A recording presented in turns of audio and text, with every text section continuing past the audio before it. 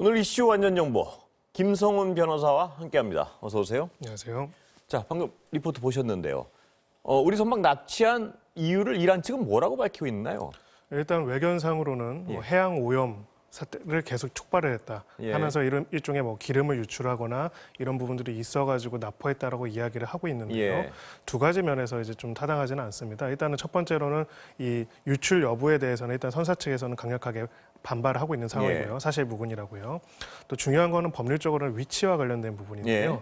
사실은 이 영해라고 하더라도 함부로 이제 무장하지 않은 다른 나라 국적의 상선을 저렇게 납포하면 안 됩니다. 예. 특별한 법률적인 이유가 없는 이상은 무해통항권이라고 하는데요. 그러니까 심지어는 그 오염을 이유로 납포하는 건 국제법적으로 용납이 안 된다는 말씀이시죠? 네, 그래서 두 가지 요소가 있는데요. 예. 첫 번째로는 영해라 할지라도 이제 그런 부분들이 있는데 예. 그 공해 이거는 지금 좌표상으로 공해라는 점이 객관적으로 확인이 된 걸로 예. 보입니다. 공해상이라 한 경우에는 특히나 이란이라는 나라의 어떤 주권이 미치는 공간이 아니기 때문에 그렇죠. 설령 이제 그런 행위가 일부 있었다 할지라도 그로 인해 가지고 그 공해상으로 나와 가지고 해당 선박을 납포하는 거는 국제법적으로 어떤 이유로도 정당화될 수가 없는 것입니다. 자, 만약에 지금 말씀하셨지만 만약에 기름을 유출하거나 환경 오염을 시켰더라도 국제법적으로 공해상에서는 공해상이라서 그렇죠. 용납이 안 되는 행위인데요. 그렇습니다. 예. 이란 측이 왜 저런 무리한 행위를 한다고 지금 얘기가 나오고 있습니까? 네, 이렇게 법률적으로는 전혀 타당하지 않은 행동을 국제법적으로 타당하지 않은 행동을 왜 했을까라는 분석은 결과적으로는 외교적 정치적 이유로 그렇지 않았냐라는 네. 이야기가 나오고 있습니다. 지금 확인된 바로는 우리나라가 이제 대이란 경제 제재 조치에 동참을 하면서 수조 원 규모의 이제 이란 석유 대금이 우리나라 은행에 동결되어 있는 상태고 이것을 계속 풀어달라고 이란에서 요구를 하고 있는 상황이라고 하고요. 또 우리나라 차관이 곧 이란에 방문할 예정이 그 예정이 잡혀 있었다고도 합니다. 이런 복합적인 상황 속에서 이 경제 제재를 해제하는 거에 동참하던 하나의 압박의 수단으로서 결과적으로는 이런 행동을 벌인 것이 아닌가 하는 분석이 있습니다. 좀 거칠게 얘기하면 미국을 상대하기는 좀 겁이 나고 약간 약한 고리인 우리나라 선박을 노렸다 이렇게 해도 해석할 수 있는 부분이 있는 것 같습니다. 맞습니다. 특히 저 호르무즈 해협 같은 경우에는 아까 지도를 보셔서 알겠지만은 석유 수송이 굉장히 중요한 길목이기 예. 때문에 지금 계속 미국과 이란이 대치하는 과정에 이란이 계속 이 부분에 대해 가지고 통제를 한다라고 이야기를 하면서 사실상 간접적으로 자신들이 이 부분에 대해 가지고 굉장한 역학적인 힘을 발휘할 수 있다라는 점을 어떻게 보면은 무력 시위처럼 하고 있는 거라고 볼 수가 있는 거죠. 말씀하신 대로 저 호르무즈 해협이 굉장히 어떤 이란의 네. 그 감시가 쉽고 네. 또 통제가 쉬운 어떤 지역적 특성을 가지고 있어가지고 네. 자기 마음에 안 들면 어떻게 해코지를 할 수 있는 그렇죠. 그러기가 쉬운 지형적 요건인 것 같습니다. 네. 빨리 해결이 돼야 될 것 같습니다. 네. 다른 국내 얘기 좀 여쭤볼까요? 네. 저 코로나 업소 영업 제한 부분 때문에 굉장히 갈등이 심한 것 같습니다. 그렇습니다. 지금 헬스클럽 업주들의 입장도 분명히 이해가 가는 게요.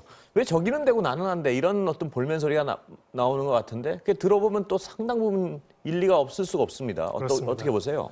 네, 결국은 이제 코로나 확산을 막기 위해서 비말 전파의 가능성이 높은 곳들을 차단한다라는 대의 그런 필요성에 대해서 모두 다 공감을 하고는 있습니다. 네. 다만 그 적용에 있어가지고 문제인데요. 말씀하신 대로 결국 이 집단 감염이 벌어질 수 있는 곳이 헬스장에 한정되지는 않고요. 그보다 어떻게 보면은 역학적으로 더 큰 위험성이 있을 수 있는 곳들도 많이 있습니다. 그런데 그럼에도 불구하고 이런 곳들과 관련해 가지고는 이런 영업 제재 조치가 없고 여기에 대해서는 있는 헬스장에 대해서 있는 부분들을 보자면은 결과적으로는 이쪽 업주들의 생존권을 어느 정도는 보장해줄 필요성이 네. 있기 때문에 하는 거거든요. 결론적으로 이렇게 된다면 그렇다면 헬스장 업주들의 생존권은 어떻게 되느냐? 같은 것은 같고 다른 것은 다르게 하는 게 평등인데 이 부분에 대해서는 당연히 문제 제기가 있을 수밖에 없다고 생각을 합니다. 예. 예, 그리고 이런 부분에 있어가지고 예를 들어서 마스크 자체를 쓸 수 없는 업종들도 일부 이제 영업을 할 수 있게 해주는데 어쨌든 마스크를 쓰고 하도록 하는 그런 기본적으로 그 조치가 가능할 수도 있는 것들을 일률적으로 못하게 하는 부분들에 대해 가지고 이제는 어떤 개별적 반발을 넘어서서 집단적 반발까지 나아가고 있는 것 같습니다. 그렇습니다. 일부 업주들은 벌금 내고 하겠다 이렇게까지 어떤 조직적 반발도 하고 있는 것 같은데 어떻습니까? 네, 왜냐하면 이 과태료의 수준, 벌금의 네. 수준이라는 것들이 몇백만 원 수준인데 지금 이거와 별개로 매달 나가는 월세와 운영비 자체가 굉장히 높은 상황이기 예. 때문에 이 부분에 대해서 대책이 필요한 상황이고요. 결과적으로는 이제 가장 바람직한 거는 공익적인 이유로 이렇게 소위 말해서 셧다운을 한다. 해당되는 업종에 셧다운을 한다면은 그 셧다운하는 사람들의 어떤 실질적인 생활과 생존을 위해 가지고 필요한 부분들도 같이 맞물려서 지원이 이루어져야 하는데 이 부분이 같이 못 되기 때문에 결국 이런 저항이 나타나고 있다라고 볼 수가 있습니다.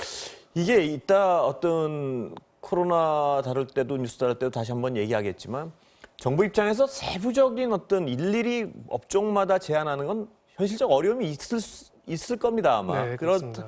그렇다면 어떤 다른 대안을 좀 마련해야 될 텐데요. 네.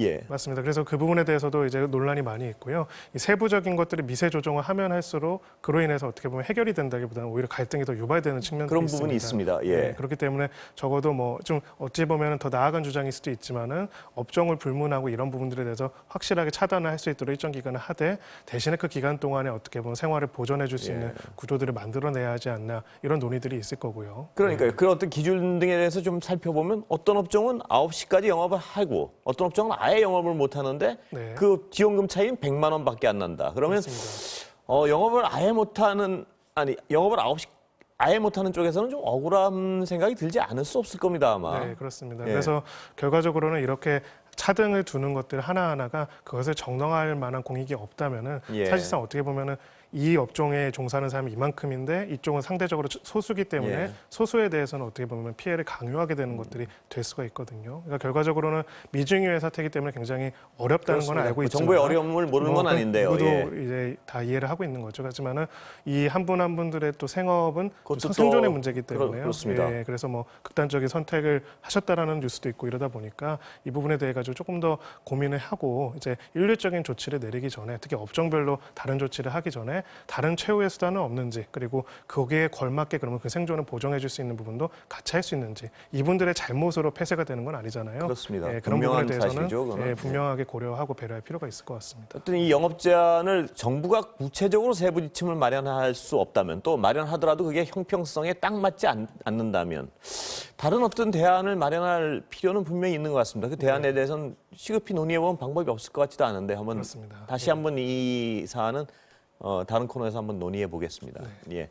그리고 같이 얘기해서 납술 금지까지 이제 나오는데요. 이걸 네. 참 웃을 일도 아닌 것 같고 또 네. 그렇다고요. 어떻게 봐야 되나요? 이 납술 금지. 일단 네. 법적인 근거는 가능한 겁니까 이게? 네, 일종의 소위 말해서 가면법 위반법상 예. 지방자치단체장의 어떤 집합제한 명령 중에서 세부적인 지침으로서 이런 거를 할 수는 있습니다. 다만 이제 이 명령 자체를 발할 수 있다는 것과 이 명령이 소위 말해서 과잉금지 원칙에 위반되지 않는 것인지 여부는 별개의 문제인데요. 소송을 낼 수도 있는 거군요, 그러니까. 그렇습니다. 예. 그래서 이 부분에 대해 적법성에 대해서는 다퉈볼 수 있는 여지가 저는 있다고 생각을 합니다. 그러니까 저희가 이제 작년에 그런 화두가 있었죠. 국가의 귀환이라고 해가지고요. 이제 결국은 감염법 예방이라는 어떤 중대한 공익적 목적을 위해서 국가와 지방자치단체 권력이 개입이 돼서 시민들의 사회생활을 굉장히 많이 제약을 했단 예. 말입니다.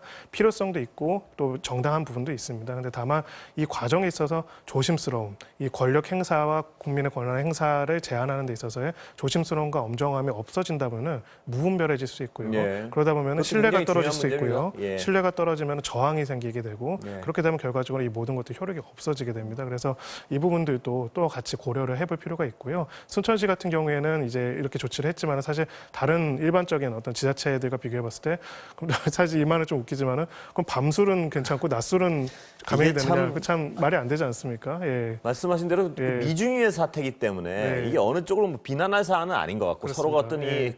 또 생존을 위해서 영업을 하시는 분들의 어떤 행위를 또 비난할 수도 없는 거고요. 네. 이 어느 쪽도 비난할 대상이 없는 상태에서 네. 균형점을 찾아나가는 게 굉장히 중요할 것 같아요. 합의에 의한 균형점을 그렇습니다. 찾아나가는 게 중요할 것 그래서 같습니다. 소위 말해서 권위주의적인 정부가 아니라 민주정부의 가장 특성은 이 조치들을 할 수도 있고 거기에 대한 논란이 있을 수도 있는데 거기에 대해서도 듣고 소통해가지고 그 오해를 해소하고 조치를 취한다면 그 조치로 인한 불이익 당사자들한테 충분히 소통할 수 있는 예. 기회들을 만들어 놓는 것 이것들을 지금 하는 중요한 시험대에 올라 있다 이라고 생각합니다. 합의가 더욱 중요한 건 이 수용하는 주체들이 저항 없이 수용하게 하려면 절대적으로 합의가 필요할 것 같습니다. 법적인 부분의 문제가 아니고. 맞습니다. 예. 예.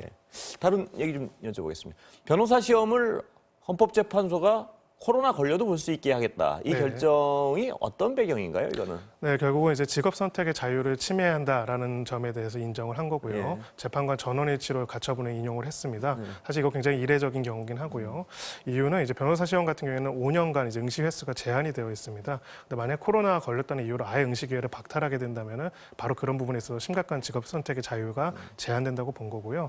더욱이 이제 그런 경우에도 여러 가지 방역 조치를 취한 상태에서 시험을 볼 수 있어야 하는데 못 못하게 하고 무엇보다도 이게 그런 방역에 도움이 되느냐라고 봤을 때는 오히려 이것 때문에 사실은 지난번에 임용고시에서도 같은 문제가 네. 있었지만 코로나 증상이 있거나 그런 사람들이 그걸 감춘 상태에서 시험을 볼 위험성이 있기 때문에 이 부분에 있어가지고는 결국 가처분을 인용했다라고 볼 수가 있습니다. 그런데 모든 시험을 또 허용하는 건 아니지 않습니까? 그 네, 차이점은 그렇습니다. 어디서 발생하는 건가요? 결과적으로는 이제 기회에 대한 부분이 있습니다. 그러니까 일정 기간 동안 일정 횟수만 응시할 수 있도록 예. 제한된 경우에는 이런 이유로 해서 침해되는 이 피해가 회복할 수 없는 피해라고 보는 부분들이 예. 있는 거죠. 그리고 그것이 과하다고 보는 것이고요. 그리고 결과적으로는 이 시험 운영 주체에서 이 부분은 방역 조치, 가령 수능은 중요하고 그럼 변호사 시험은 안 중요하나 그렇지는 않거든요. 예. 그런 부분들에 대해 가지고 충분한 방역 조치와 노력을 들이면 되는 문제를 그거를 각 확진 혹은 자가격리 개인들의 불이익으로 돌리는 것들 예. 국가가 그러지 말라 이런 표현이라고 할 수가 있습니다. 이해가 가는 부분이 분명히 있군요. 네. 예. 그러면 다른 얘기, 네. 그 한국판 FBI라 그러나요? 네. 국가수사본부 어떤 건가요? 출범하는 의의가. 예. 네. 가장 이제 중요한 거는 이제 앞으로 경찰이 수사 종결권을 1차적으로 가지게 되시죠. 그리고 그 부분에 있어가지고 경찰 권력이 좀 비대해진 부분도 있습니다. 예. 검찰로부터 수사 권력을 가져왔고 또 이 대내적인 부분들에 대해 가지고는 국정원으로부터 가져온 부분이 있고요. 결과적으로는 경찰 권력들도 분산되기 위해서 국가가 중심적으로 수사하는 중대 수사랑 그다음에 각 지자체의 어떤 자치 경찰들이 수사하는 것들을 나눠야 한다는 예. 의미가 있고요. 국가가 이제 그 수사를 총괄하는 중대 수사를 하는 부분들에 대한 부분들은 국가수사본부에서 앞으로 책임지고 예. 이 부분을 하게 된다고 하는데요. 조금 이제 그 우려되는 부분은 아직 그 수장이 임명되지 않은 상태에서 일단은 출범한 조금은 기형적인 예. 상황입니다. 그래서 이런 부분들이 앞으로 어떻게 정리가 될 것인지 좀 볼 필요가 있을 것 같습니다. 검찰권에 대한 전제는 뭐 상당수 국민들이 공감하고 있는 부분인데 네. 경찰권 남용에 대한 부분도 어떤 대책이 충분하지는 않은 것 같습니다. 지금. 네, 특히 이제 뭐 저희가 너무 안타까운 사건이지만 우리 정인이 사건을 예, 다루면서도 그렇습니다. 나왔죠. 실제로 저희가 실무에서 보면은 경찰의 수사 고소 고발에 접수할 경우에 별다른 게 없이 내사 종결되거나 반려되는 경우가 굉장히 많습니다. 예. 일단은 검찰에 접수해서 내려보낼 때는 어떻게든 수사가 진행은 되는데 경찰 단계에서 이렇게 소위 말해서 수사가 막히는 경우들이 굉장히 많고요. 예. 뭐 어떤 의도적인 게 아닌 경우도 있겠지만은 결과적으로는 우리가 수사를 개혁하고 권력을 개혁하는 가장 큰 취지들은 시민들의 권익을 보호하기 위한 거지 않겠습니까? 그래서 종결권을 이제 가져간 것뿐만 아니라 이 종결권 행사에 대해서도 엄정한 시민사회의 감시가 이루어질 수 있는 구조를 반드시 만들어야 반드시 합니다. 만들어야 되죠. 근데 네. 지금은 논의되는 게 없습니까? 그 구조에 대해서는? 네, 일단 경찰 자체적으로 이야기하는 예. 경우에는 이 수사 종결, 특히 내사 종결하는 건에 대해서는 수사심의관이 내부적으로 하고 예. 또 외부의 전문가들이 참여하는 위원회를 검토를 거치도록 하겠다라고 했는데 이 위원회 검토라는 게 정말 상설적인 것인가 아니면 필요에 따라 소집하는 수준인가에 따라 가지고는 이게 실질적으로는 크게 기능을 못할 수도 있습니다. 그렇기 때문에 이 경찰이 이 어떻게 보면 신뢰라는 거는 이제부터 만들어 가야 하는데요. 예, 그렇습니다. 사실 법률가로서 봤을 때는 검찰도 그렇지만 경찰도 그렇게 신뢰받을 행동을 지금까지 해왔다고 생각하지는 않습니다. 물론입니다. 예. 네, 그렇기 때문에 이 수사 종결권이라는 권리로 권한으로 생각하는 것이 아니라 앞으로 정말 이것을 우리가 줄 만한 신뢰가 있을 만한 것인지 여부를 판단하는 중요한 이제 시험대에 올랐다고 보고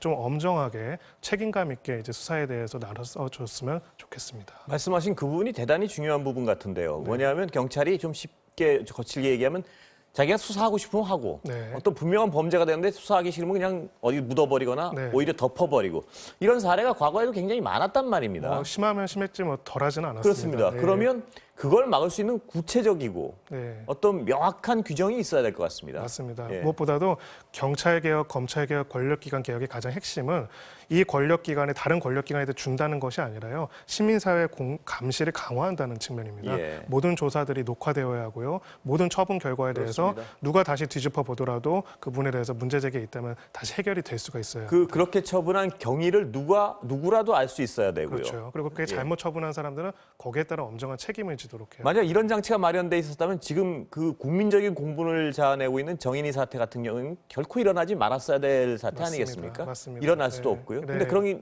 지금도 그런 통제가 이루어지지 않고 있다는 방증 아니겠습니까? 네, 결과적으로는 수사 종결권이 없었던 시기에도 이미 그런 부분들이 그렇습니다. 있었다면은 앞으로도 이런 문제는 계속 발생할 수가 있고요. 그래서 매서운 비판과 감시가 있어야지만은 이게 진정한 개혁이 되는 거라고 저는 생각합니다. 반드시 구체적인 방안이 마련돼야 될 것 같습니다. 그렇습니다. 예, 오늘 말씀 감사합니다. 감사합니다.